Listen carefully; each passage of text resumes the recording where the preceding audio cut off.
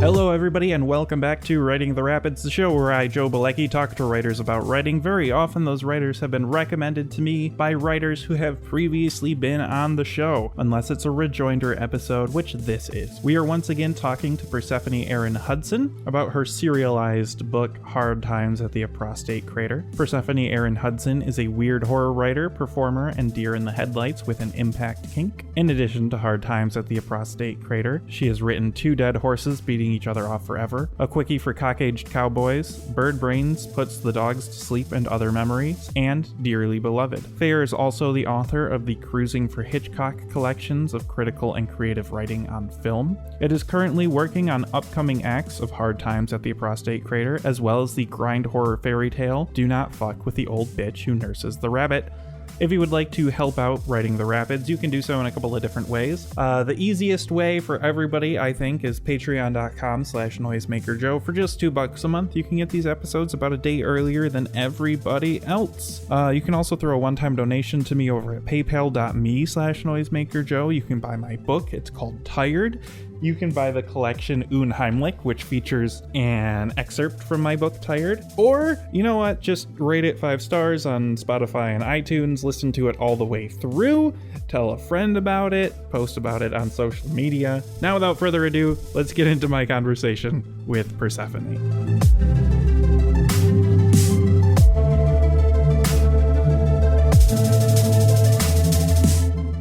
So, in my... I guess it was my last episode with Chris Seicheg. We were talking about transgressive lit, sort of a specter that haunts this podcast, kind of like House of Leaves and a couple other things. Transgressive lit is just one of those kind of like sticky terms in my brain that probably would be less sticky if I did like some academic contextual research on it, but I'm not, and I have a feeling a lot of people in contemporary lit aren't either, and so it's whatever. But we were talking about transgressive lit, and where I'm at right now is looking for stuff that I used the word tender, and like still violent, still transgressive, still uncomfortable. I'm not opposed to sexual themes being intermingled with violence, and I don't know if Aprostate Crater is what I would call tender, at least not all the way through. But there is this interesting intermingling of violence and sexuality. Like there is sexual violence, but there's also just kind of like sexuality and violence happening on top of each other, like concurrently intertwined, which is something I find really interesting. Oh, yeah. Yeah, speaking to that, to start, okay, yeah, with tenderness actually is a good place. I will say the tenderness definitely escalates later. This Act 2 and parts of Act 3 are like the absolute bleakest it's gonna get. But there's an incredible amount of tenderness that's coming, and an amount of tenderness that's here. That definitely starts to slip away towards the back half of Act 2, which is just like rapid fire bleakness, trying to like mimic this effect of like having a psychotic break, and even like the structure of how we're like used to reading the book is starting to break down. Like the veil of fiction itself is starting to break down. But I did absolutely want to incorporate that tenderness, because as much as I like just incredibly bleak transgressive fiction, like I just read Porpentine's Torture Works, and there's very little tenderness in that book. Jesus Christ, it's so good. But inversely, something like B.R. Yeager's Negative Space, or even some of Gretchen Felker Martin's work, and I think she's known as being more like bleak than she really is, even though she is very bleak, but there's like an incredible amount of tenderness in her work, and that's the kind of work that I find personally most stimulating to write. Like I am working on a short story collection that is just like incredibly bleak with very little tenderness. But most of the time I'm really kind of into that like that how do I put it? Mysterious Skin's also not a bad analog if you've seen that movie. Yeah. Like I was not prepared for it, but I've seen it. Yeah, just like unbelievable amounts of like of cruelty in that movie, but it's really the tenderness that drives it home for me and what really makes it work. And rather than just being like an unbearable series of atrocities, like I find it a good counterbalance. And the kind of the same way that like humor is a really good counterbalance for the incredible bleakness. I was honestly worried I went too bleak and that the tenderness was not going to be able to kind of like soften that a little bit, but I don't know, maybe that's anyway, I'm rambling at this point, but I wonder if because I picked up on it at the beginning that I was kind of holding on to it more as it went through. Like, yeah, the latter half of Act 2 is less fun. But I mean, that's kind of the nature of the story. I noticed too, and I don't know if this is because of like sample bias or what, but I feel like I tend to gravitate toward enjoying the sort of transgressive fiction that trans people write.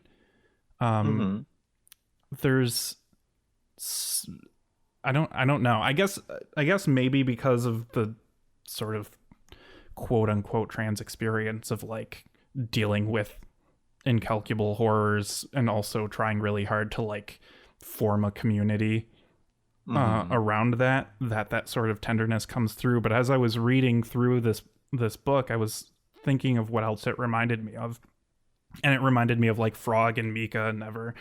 And it's like, oh yeah, okay, so there is like a lineage here. There's a tradition that is forming, which is interesting. I think too, just certain things about the body that I'm preoccupied with also come through with trans stuff. Like as a cis dude, I'm not. Gender is a thing that I think about a lot because being a man right now is kind of weird. But also like I've had sort of like metaphysical preoccupations about like the body and like the dissolution of the self and doing things with your body and using your body in mystical ways and stuff that I think is just kind of like linked up or like parallel to the trans experience, maybe, at least with regard to the body. I don't know. Yeah, there's quite a lot there, and I think that also intersects in some ways specifically with trans people where like a lot of us have done or are sex workers, and that like sex work is going to be a very big part of the book coming up. In a way I don't want to get into too much, but in a way that's actually some of the nicer stuff is some of the sex work stuff, oddly. But like sex work and chronic illness and disability, like a lot of us have various chronic illnesses, and like even outside of the body being a site of violence as a result of being trans, but also as a site of transformation by being trans, it's also this site where like, you know, if you have a chronic illness, you don't feel like fully in control of your body. Your body is doing things you sometimes, at least in my case, because I don't really have diagnoses for some of the stuff I very clearly have, but I don't know exactly what it is. So it's just like, I feel like my body's betraying me. You get that with, disability, sex work. I think there's some degree too, we talked about last time a little bit with like, it's not necessarily a body thing, but autism too, I think plays into that in a way that I can't fully articulate at the moment. But it does say something that a lot of us in that grouping of trans writers are autistic and have varying disabilities.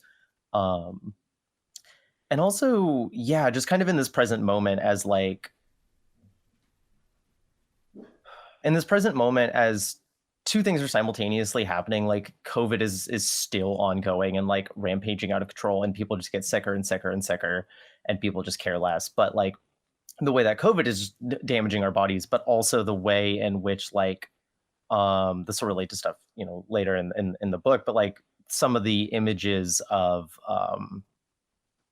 the genocide being done against the Palestinian people and against the Sudanese people and people in the Congo, and like seeing those images of the body like ruptured like that, the body like being starved and beaten, and like that has just has preoccupied me for a very long time. But especially as these really really graphic and very very hard to see like images are coming out of sites of genocide, like it begins to feel like more and more urgent as like this, the body as like this site of like perpetual violence, but also of joy in its odd ways, going back to I know I'm kind of monologuing for a long time here, but kind of going back to the tenderness of it at times too, where like in Act 1 there's the sexual knife fight and fucking the holes, and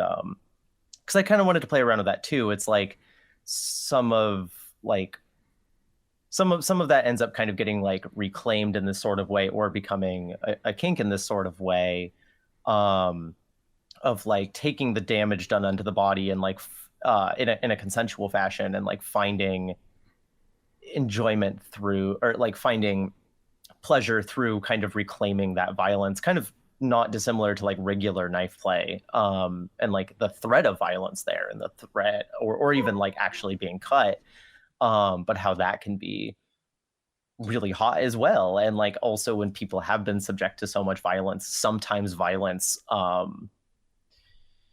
think the last thing I'll say before, because I am kind of just going on too long, is I've heard stories about people who've been tortured and have like PTSD from being tortured, like responding really well to like BDSM, like specifically often being submissive in BDSM, and kind of like finding ways to reclaim the body under like violence, or at least impact, because I want to be careful about calling BDSM violent, because it often isn't, and also like violent has a connotation. But yeah.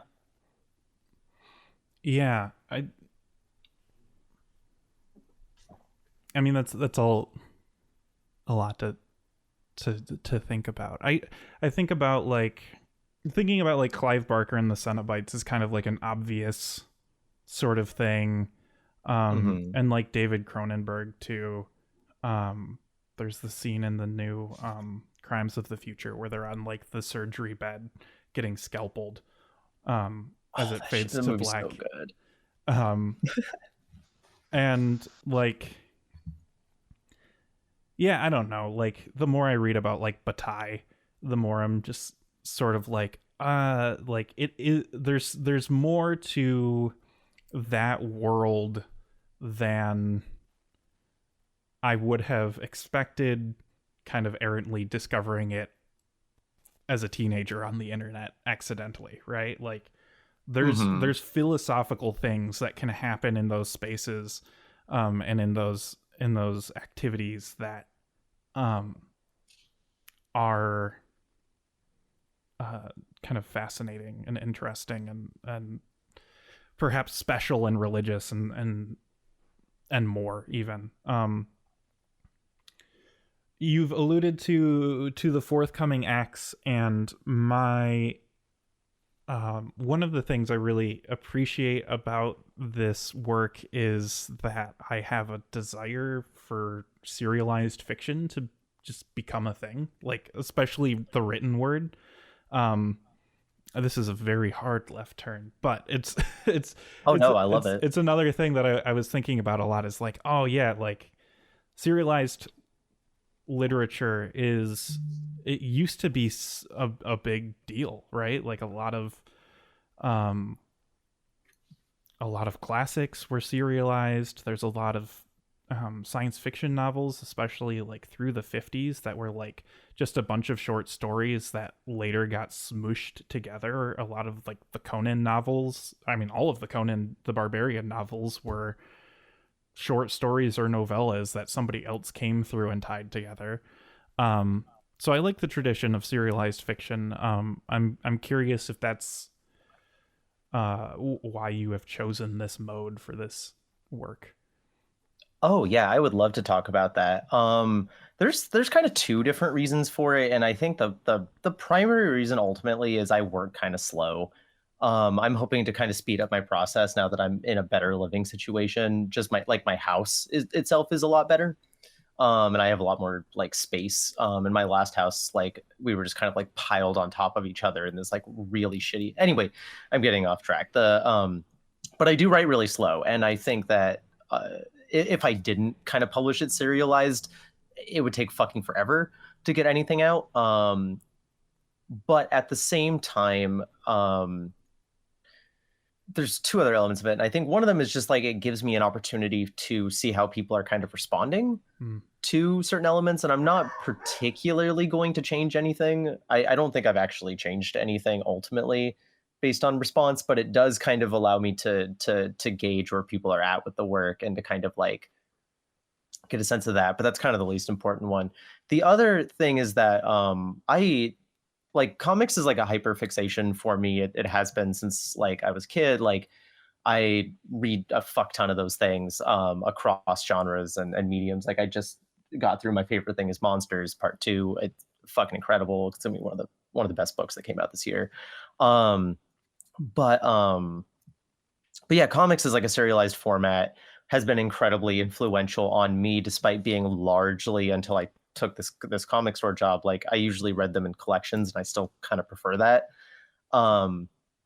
But I do like the serialized aspect of it in that regard, and especially with Aprostate Crater, which is out of all of my out of I think any book I can think of since I was a teenager that I wrote, probably the one that's been most inspired directly by comics. In this case, like the works of Grant Morrison and Ali Shkat. And yeah, really those two, I think, being especially Grant Morrison. There's Grant Morrison's all over this fucking book in ways that haven't come up yet, in ways that absolutely have. So just kind of paying homage, I guess, to that. Like it just feels right. I might even change it. I've been debating changing the act names instead of it being Act 1, 2, 3, changing it to Issue 1, 2, 3, just as comics are referred to. But I also, coming from the theater world, I do just like how act sounds. It's got a ring to it in a way that issue doesn't. Mm-hmm. Yeah. Okay. Yeah, I dig that. I like that a lot. I picked up on the comic thing. It felt comic-y to me. Something about comics, I really want to make it clear that I think this is a me thing. Mm-hmm. Feels like I have to read them 2 or 3 times, because even the very sort of like even very basic manga or very basic comics, like something about them makes it hard for me to understand.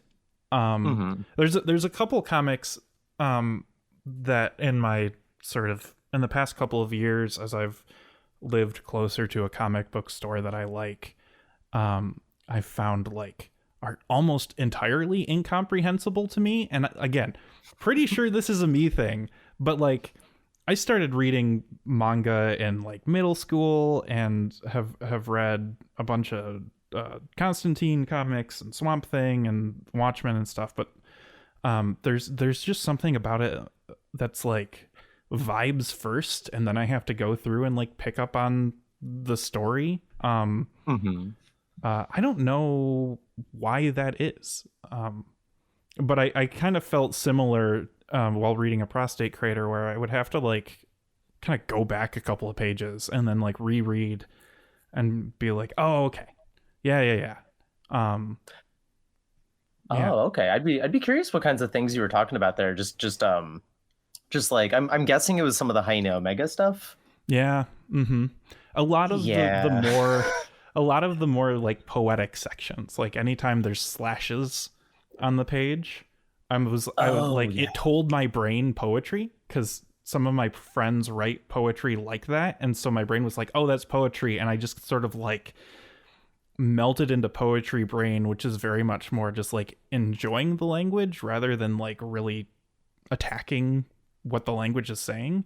Hmm. This is why I tell people I'm bad at poetry too, because I just kind of like say, "Ooh, yeah, good flow, nice bars," and then move on without like really sort of getting into it.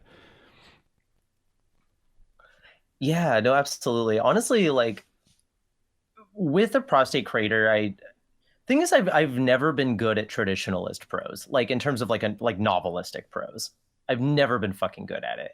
You see like a tiny bit of it in the in a couple of the anti-life sections towards the end, and that was really weird. I was like, what the hell am I doing? I'm like just in like spacing or what do you call it, shifting and then just tabbing over, and it just looks like a traditional prose novel. I'm like, what the fuck am I doing here? This is not normal for me. Yeah, So I kind of write around that, and try to do. I really like the slashes because I did notice a different rhythm with when that starts breaking down towards the back half of a prostate crater. It was like, oh, these sentences are becoming a little more prose sentences as opposed to like, especially some of the earlier prostate crater stuff where it's like, it is like a bar. It's like a beat to beat to beat to beat.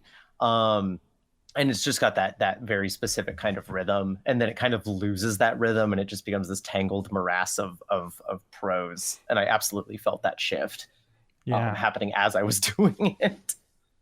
yeah. Well, and the prologue is like fairly straightforward.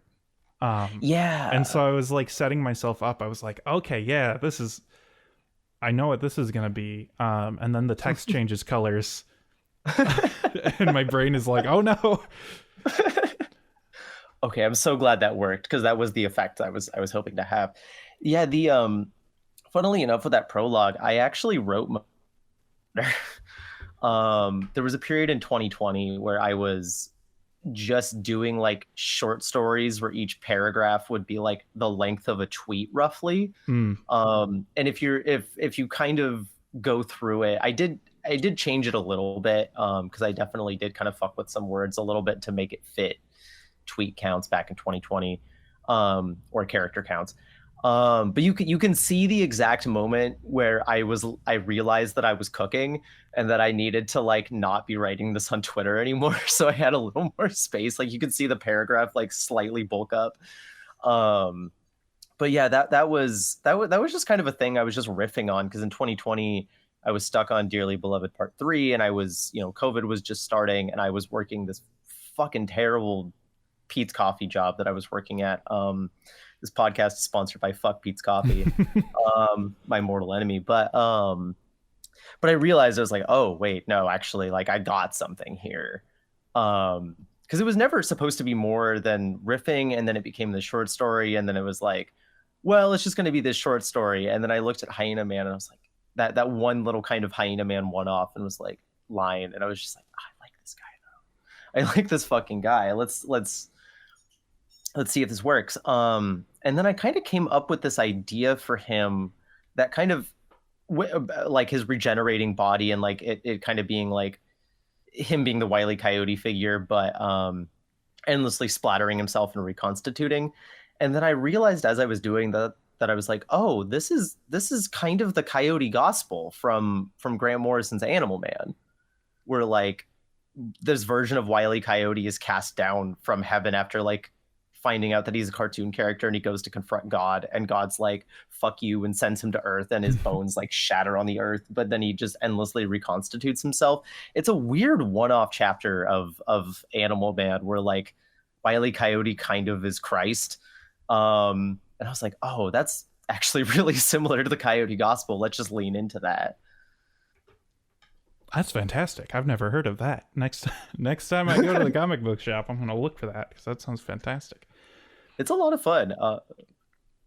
Yeah, I never finished that run of Animal Man, but the author of that book, Grant Morrison, I have read a fuck ton of their comics, and a bunch of their comics are all over this. Really weird ones too, like a bunch of weird superhero stuff that like wouldn't immediately make sense if I said it. Like Final Crisis, which is like a superhero event, is all over this book. There's going to be some later bits in Aprostate Crater that riff on like their Batman and Robin run of all things, um, in a way that's like not going to completely track until you see it, and then it's like, oh, I see what she's talking about there. But yeah, trying to pull like the kind of compelling ideas out of superhero fiction and kind of find my own take on some of those things that I find very compelling without some of the superhero theatrics, which I tend to find a lot less compelling. So what is it that draws you to comics as a medium? That's a hard one to answer. I'm not 100%. I feel like there's a lot of answers to that. I think some of it is I just really like good art, like ultimately. And I like the way that comics vary. Like every medium has its own language, and I really like the language of a good comic. Like a good comic can do some unbelievable shit that, like, in terms of like angling and scope and the way that your eye travels down a page, that I find really, really compelling. Or like around a page, like there. Okay, I don't want to get too lost in the weeds. I was going to start talking about different artists and how they do different stuff on the page, but like, I really like, yeah, the way that your eye can be drawn along the page, like the kinds of storytelling things that you can kind of only do in comics, as well as like the kind of, it's kind of talked about as like being like movies couldn't do this without like a huge budget, and comics can do that for free, which I would say like, well, it's not really free, like, because somebody has to sit down and draw all that. It's fucking labor. And comics being kind of, when people talk about comics, they tend to be very writer first, and I do sometimes struggle with that, where like I start talking about a writer more foremost than some of the artists, and I have to kind of push back on that, kind of not dissimilarly to how people talk about auteur theory with directors. But yeah, I like that. I like the pop iconography of all of it. Like, I'm not going to sit here and be all Alan Moore, like superheroes are you know, the hieroglyphics of whatever. Like, I think that's tacky as hell, and unfortunately my boy George Miller ran that into the fucking ground with 30,000 Years of Longing. But I do find something very like interesting in the kind of like ways that it's pulling from like old pulp, it's pulling from science fiction periodicals, the way superheroes on a conceptual level more often than I actually enjoy like the actual texts themselves, but the kinds of things that superhero comics are saying or doing, or the weird kind of relationships that can form, i.e. like former CIA operative in 2004 Afghanistan, Tom King, now writing a bunch of Cape comics where he's like very clearly he's like trying not to like admit to some war crimes, but he very clearly wants to like therapize through his comics about the war crimes he committed. And it becomes very interesting to watch this push-pull tension with the like the inherent militarism of American superheroes. But anyway, I'm getting too much into superheroes. I just really like the kinds of infinite things comics can do with its various styles and ways of drawing the eye across the page, the ways it like all the old pulp influences that are kind of inherent to comics, like especially ones where they really like Alex Deegan does a lot of really interesting stuff with like pop iconography that's not superhero at all. Anyway, I'm kind of rambling at this point, but yeah, I started reading them when I was 13, and I just kind of became really fixated. I started mainly with like Watchmen and a bunch of Batman stuff, and as I've grown older, I've like gravitated further and further from Cape shit, and been focusing kind of more on just like kind of independent graphic novels and the kinds of things that are happening there. But the last thing I'll say about it is that comic book metafiction has been a huge thing in my development, like the kinds of magic sigil work where like Morrison was like structuring a bunch of their comics to be like magical sigils meant to through the telling of the story, like change the world outside, or at least change something within themselves. L.H. Cott does something really similar. Matt Fraction's Casanova is very autobiographical in some weird ways for something that's like an acid jazz, like hypersex version of James Bond. Yeah, so like pulling a lot from those creators, especially. Yeah, that's a good answer. That's a really good answer. I kind of figured it would be different from, you know, what draws me to them, aside from the fact that it's just, you know, a lot of what brings me into the comic book store is like, man, I feel like I should read some of this stuff. So I'll go in saying like, you know, oh, Alan Moore's Swamp Thing is part of like the canon. I saw B.R. Yeager tweet about it one time. So I'm gonna work my way through it, because, and this is how I read most of what I read, is like, oh, I feel like I should probably read this. I should know what this is. And then while I'm in there, I'll grab something that looks very strange.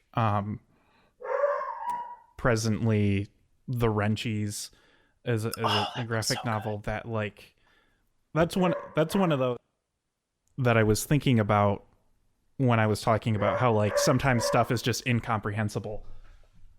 Because I'm like, there's characters showing up here, and like I know that time travel's involved, but oh my god, I don't know what's quite going on. Like Phase Stalker and Low, like, I don't know, Image Comics kind of just is like an automatic pick up off the shelf to see if it's going to be interesting to me company. But yeah, like, I don't know, I find myself drawn to the sort of like occult DC Vertigo stuff because it's spooky in all the right ways for me and stuff. And like manga was a big thing for me because I so desperately wanted to be a weeb when I was young, and I just couldn't get my hands on enough anime at that age, and my parents were pretty strict about like the sorts of things I watched. So like Toonami wasn't in the card. So like I read a couple manga here and there and grabbed stuff from the library, and then kind of gave up because it was so too difficult. And then now that I'm an adult and I can read and watch whatever I can read and whatever I want to, I'm like feeding that inner child sort of thing. So yeah, no, I will reference this episode next time we go to the comic book store. Oh, excellent. Thank you. And grab stuff. Because that's always what I need. Because that's the other thing too, is that it's so, you know, everything is sorted in my local comic book store by series.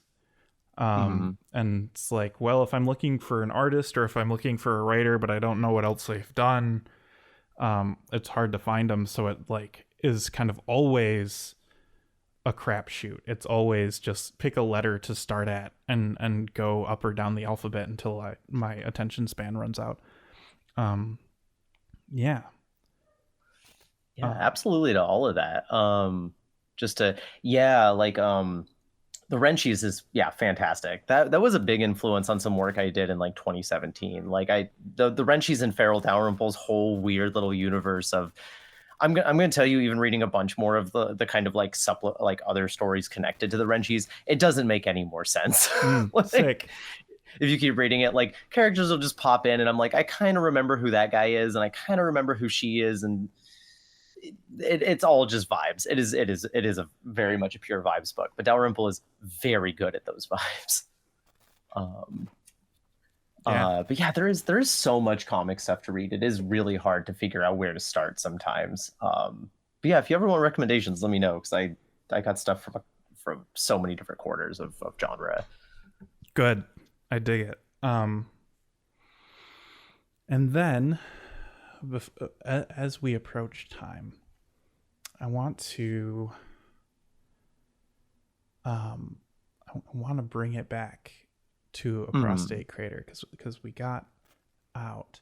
I do really enjoy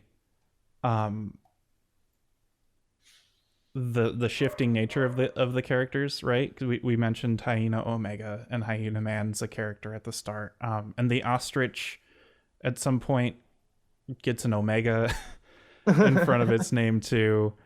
Um, and I don't know what to say about it. Like your writing, I remember kind of feeling this when I had you on the first time too, where it's like, I really like this and I'm having a hard time expressing why. And I feel like if I could, I would understand so much more. So how about before we close out, I will invite you to give me a hint, and whatever that means for you. I invite you to give me and our listeners a hint about your writing. A hint about my writing. Oh, that's a really good question, but a really hard question to answer. Um, I think for me, a lot of it is like a collage of influence. Kind of something L.H. Cott said is that I really resonated with me when they said it back in like 2016, 2017 was LH was like, yeah, I'm really just really open about all my influences and that I'm like riffing on these things that mean something to me. So a lot of my work is kind of like, oh, like the stuff in like FromSoft games about cyclical violence and like cycles of history that just keep endlessly repeating and being trapped in those things. That's all over my work.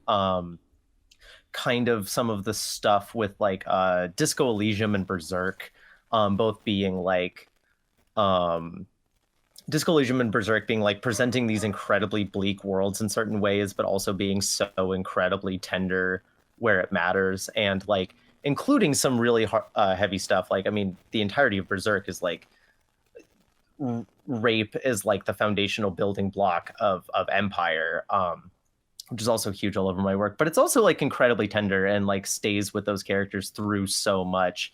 And the kinds of things that I find really meaningful in Berserk often are the kind of like tender moments that people don't talk about with Berserk, but we'll start talking too much about Berserk, and I don't want to go off too far from the range there. Or kind of like Porpentine, the way that she writes this kind of like very darkly comic extremity like speaks to me, and like the way she like heightens kind of state violence in this particular way that's like still grounded enough in the things the state actually does, but is like the cruelty of it and the kind of like the cruelty of it is like turned in this like darkly comic way that I find really appealing. So a lot of my work ultimately does come down to kind of like taking these things which resonate so strongly in my head, and kind of remixing them into these different shapes. But also my work, all of most of my work is kind of attacking some similar preoccupations from very different angles. Dearly Beloved was kind of attacking like, what do we do like in a terminally fucked world where like even if we are terminally fucked, like what do we do in the face of that? Like what can we do now? Like what does it mean to not give in to despair? And that's carried over into Aprostate Crater, whereas like some of the specifics of Dearly Beloved, like around performance of social roles, did not carry over as much, and whereas like the real world atrocities carries a lot more into Aprostate Crater in a way that Dearly Beloved was only kind of gesturing at in certain ways. So my work is ultimately like very referential both to itself and to kind of other things, and kind of attacking some similar preoccupations in different ways. But also even in some of my work that's like very different than my usual stuff. Like, did you ever read Two Dead Horses Beating Each Other Off Forever? I did. Yes, I did. Oh, okay. Excellent. Yeah, that one's like very different from most of my work. Like it's a lot lighter. It's a lot more sweet and tender, like throughout for the most part. But there's like little moments like the when they come up to that memorial, and like the memorial for all the dead, and it's like he like Cowboy puts his hand on it and it falls over and it's like cardboard. Like that kind of bit, like connecting it through this. So yeah, I think for kind of getting a sense of